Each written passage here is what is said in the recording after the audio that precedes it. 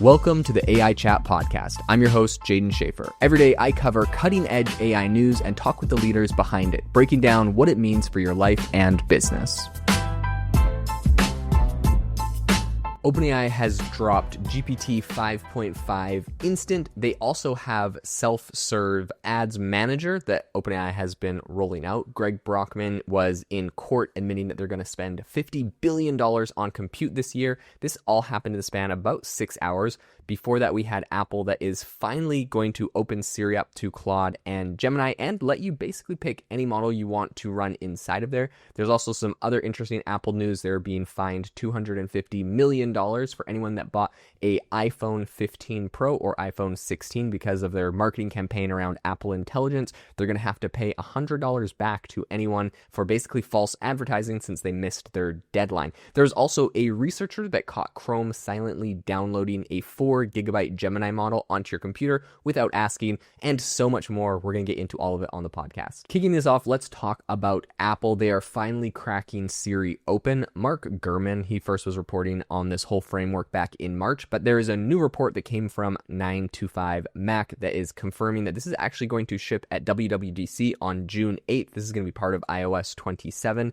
and iPad OS 27 and Mac OS 27. So all of the latest updates are going to be coming out in June, and the mechanism is basically called extensions. What this means is that you're going to be able to go into settings in Apple Intelligence and Siri, and they're going to pick what model handles what. So you can plug Gemini in, you can plug ChatGPT in, you can plug Claude in, and what's interesting is you can actually set custom voices depending on which model is responding. The customization is going to be nice and hopefully a good enough feature to apologize to everyone for why this has all taken so long, especially at the same moment that this lawsuit has come in where basically they're going to have to pay $100 back to everyone that bought an iPhone 15 Pro and an iPhone 16 because Apple Intelligence didn't ship when those were launched, and the marketing all basically pointed to it shipping.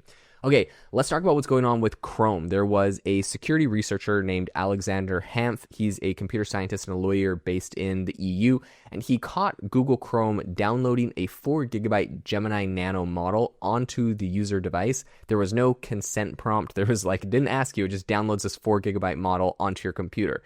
The file is called weights.bin, and it lives in a folder called opt guide on device model. Apparently, according to Hanff, he verified the install by reading macOS kernel file system logs. There's a bunch of reasons why this is problematic. According to this particular researcher, Hanff, he says that this violates the ePrivacy Directive Article 5.3, which prohibits storing data on a user's equipment without prior consent, plus GDPR Article 5 and 25.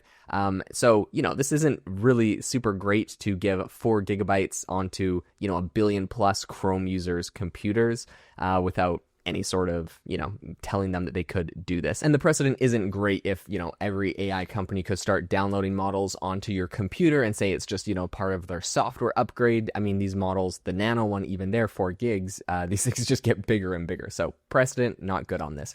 And speaking of multiple different AI models, if you're already paying for ChatGPT and Claude Pro and Gemini and Grok and maybe 11 Labs, and all of these different audio image AI tools out there, I would love to tell you about my software company called AIBox.ai. We have one platform with 80 different AI models on there, everything from the top AI labs, and it is $8.99 a month. So you get access to all of the top image, audio, video, music models in one place for one subscription. You don't have to have tons of different accounts, and most importantly, you don't have to have $20 subscriptions on 20 different accounts that cost you a ton of money. So hope this saves you a lot of money. It is AIBox.ai. It's how I recommend people get access to all of the different AI models, use them all, test them all, try them all. I love using Claude for writing and tons of different tasks, but it doesn't have an image generator, so I got to go over to ChatGPT to do that. And then that doesn't have, an audio MP3 file generator, so I go over to 11 Labs for that. Anyways, all of those in one platform. You can go check it out. Links in the description. We have a ton of updates from OpenAI specifically. First of all, they have a new model, GPT 5.5 Instant. This is going to be the new default on ChatGPT. This is rolling out to everyone on Free, Plus, Pro, Enterprise, and it basically replaces GPT 5.3 Instant. Maxwell Zenef did a whole write-up about this and basically said that the headline number on this that OpenAI keeps telling everyone is that there is 52.5% fewer hallucinations. That's the claim that OpenAI is making on this. And these, like the lower amount of hallucinations, are specifically on tasks that they are deeming as high-stake prompts. So that's medicine, law, and finance. They also say that there is 37% fewer inaccurate claims on tough conversations that had, previously been flagged by users. So they were able to kind of look at what was flagged, they trained and made this better. According to the AIME math, it jumped from 65 to 81. GPQA went from 78 to 85. CHAR-VIV went from 75 to 81. So basically a bunch of benchmarks. We moved up. We wouldn't obviously expect them to release a model if it didn't get better on the benchmarks. The thing that I do think is important is specifically at getting better at law, finance, and medicine. Those are some really critical areas that you can't have it messing anything up on. They also said that there is a memory sources panel.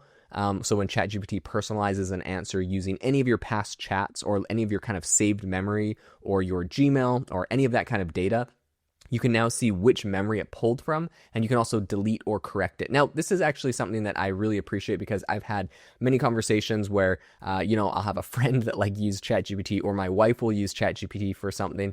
And now when I'm talking about it, it's like grabbing the context of that conversation. And it's like, since you're, worried about your Toyota Corolla, blah, blah, blah. And I'm like, oh man, I let my friend ask a question to ChatGPT or ask a question to ChatGPT about his car. And now it's, thinks this is my car forever, right? So there's a whole bunch of cases where this can happen. You can delete that. And I think that's super useful.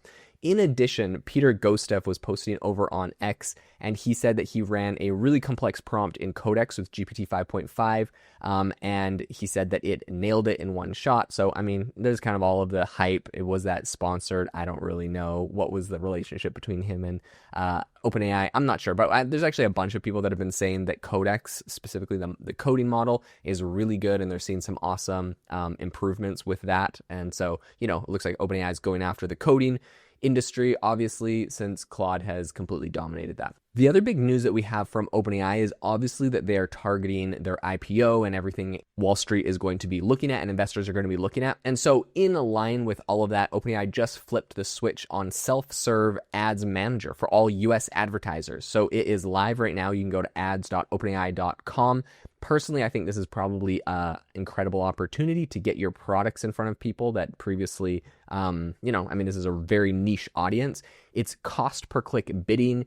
There's recommended starting bids of $3 to $5 a click. So OpenAI is really targeting, more premium products, $5 a click. Lawyers, dentists, doctors, these people can afford it. If you're selling a hot tub, yeah, you could afford it. But there's a lot of cheaper items that, t-shirts from Temu are probably not going to be making any money on these $5 OpenAI clicks. There is a conversions API, there's a pixel measurement, and there's kind of a whole performance marketer toolkit. They dropped this, and they used to have a $50,000 minimum spend. So that was kind of for a pilot that they were running. They don't have that either anymore. And according to Sarah Fisher at Axios, OpenAI's internal goal is to get $2.5 billion in ad revenue this year and $100 billion by 2030 from this self-serve ad program. So if we're looking at the context of this, the 2030 number is about the size of YouTube's ad business today. So obviously they're being very aggressive with this. Robert Webster, who runs the AI marketing consultancy TAU, said something that I thought was really fascinating. He said OpenAI is closer to Meta's starting position than Google's. His argument there is that they don't have intent. People are doing searches on there, they're asking questions, but Google, they're saying. Actually, I don't really understand his argument that much, because he's saying that Google has intent. They know what people are looking for based off of their searches, but OpenAI is more we have a whole bunch of users Facebook. But when you're talking to ChatGPT, you're asking it questions just like you would ask Google. In fact, a lot of people have replaced Google searches with just talking to ChatGPT or another AI model. So I don't quite follow his argument there. I think OpenAI has a massive potential for their ad business. Okay, something else that has happened with OpenAI, Greg Brockman just finished his testimony in the Musk-Altman trial over in Oakland. Over on CNBC, they were talking about this. They were in the room. Apparently, Greg Brockman confirmed under oath that his personal stake in OpenAI is now worth about $30 billion. And also, what I think is interesting, he said that OpenAI is going to spend about $50 billion on compute this year. That is, I mean, just compute, that is wild. The number was about 30 million in 2017, and now we're going to 50 billion in 2026. It was tens of billions last year, and I think 50 this year. That is a huge jump. I think they also previously disclosed a $600 billion spend pledge through 2030, and they said over $1 trillion and change in basically all of their spending has been announced, but we didn't know exactly what was happening this year. So that's pretty big. Also, as a side note, this is happening at the exact same time that Samsung just crossed $1 trillion market cap today, and this was all basically on the back of AI memory demand, and they did an 8x profit. Their profit went up 8x because of this.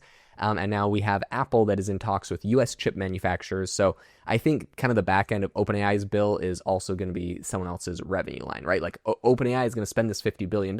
It's going to companies like Samsung that are, gobbling up that money to help them add memory into data centers. So whenever you see these massive announcements of spending, it's also interesting to think about where that spending goes, who benefits, and what the industry and Wall Street and the market is going to do because of that. All right, that's it for the show today. Thank you so much for tuning in. If you got any value out of the podcast, it would help the show out an absolute metric ton if you could leave a rating or review wherever you get your podcast. On Spotify, it's the About tab. On Apple, you can leave a review, drop some stars. It helps the show out. Thank you so much, and I hope you all have an amazing rest of your day. Make sure to go check out AIBox.ai if you haven't already. Hope it saves you a ton of money and gives you access to over 80 AI models in one place. All right, catch you in the next episode.